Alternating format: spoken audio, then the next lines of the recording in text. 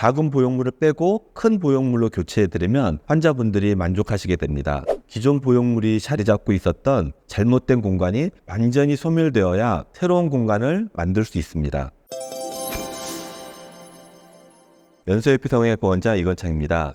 귀족 수술을 했는데 뭔가 불만족스러운 경우가 있는데요. 가장 흔한 경우는 귀족 수술을 했는데 팔자주름이 그대로인 경우입니다. 그 다음으로는 귀족 수술을 했더니 팔자가 오히려 더 깊어 보이는 경우입니다. 오늘은 왜 이런 현상이 벌어지는지와 이에 대한 해결책에 대해서 알아보겠습니다. 귀족 수술은 보형물로 호역 꺼진 부분을 메꾸는 수술인데 메꾸는 정도가 있을 것입니다. 꺼진 부분을 잘 가늠해서 그 꺼진 정도에 맞는 보형물의 두께를 선택해야 합니다. 꺼진 정도가 10인데 5만 메꾸면 당연히 꺼진 부분은 그대로일 것입니다. 귀족 수술을 했는데 팔자주름이 그대로라면 보형물의 선택이 잘못되었기 때문입니다. 꺼진 정도에 맞게 보형물을 교체해야 합니다.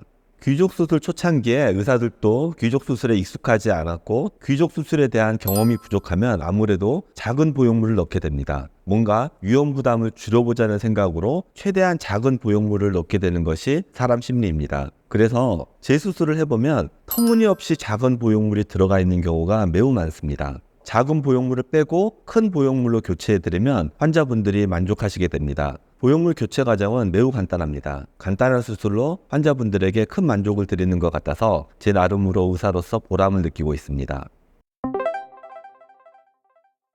앞에서 꺼진 정도를 잘 파악해서 보형물의 두께 선정이 중요하다고 했는데요. 두 번째 불만족 케이스는 보형물의 위치가 잘못되었기 때문입니다. 보형물을 꺼진 위치에 정확히 자리 잡게 해야지 다른 위치의 보형물이 존재하면 팔자주름이 오히려 더 깊어 보일 수 있습니다. 해부학적으로 팔자주름 위에는 지방층이 존재합니다. 이 부분을 팔자둔덕이라고 하는데요. 이 팔자둔덕이 과도하게 발달한 사람은 당연히 팔자주름이 도드라져 보일 수밖에 없습니다. 그래서 이 팔자둔덕을 지방흡입도 하고 그러는데요. 귀족수술 보형물은 당연히 가장 꺼진 부분 팔자주름에 위치하고 있어야 합니다. 그런데 보형물의 위치가 잘못돼서 팔자둔덕에 자리 잡고 있으면 어떻게 될까요? 팔자둔덕이 더 도드라져 있게 보여서 팔자주름이 오히려 더 깊어 보이게 됩니다. 그러므로 이런 경우는 보형물을 당장 빼야 합니다. 보형물만 빼도 팔자주름이 좀 완화되어 보일 것입니다. 하지만 이런 경우 보형물을 바로 놓을 수는 없습니다.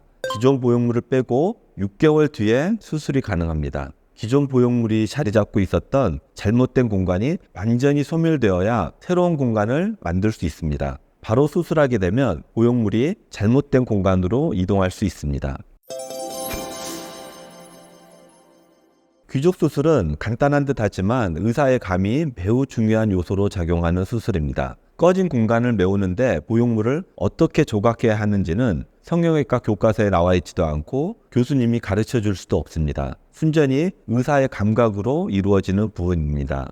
제가 여러 번 말씀드렸지만 의사는 상담 때 자기가 뭘 하는지 설명합니다. 귀족 수술 상담 갔는데 의사가 보형물 조각에 대해서 말하지 않는다면 그 병원은 선택하시면 안 됩니다. 귀족 수술에서 보형물 조각은 필수입니다. 오늘은 여기까지입니다. 끝까지 시청해 주셔서 고맙습니다. 다음에 또 환자분들에게 도움이 되는 영상으로 찾아뵙겠습니다. 감사합니다.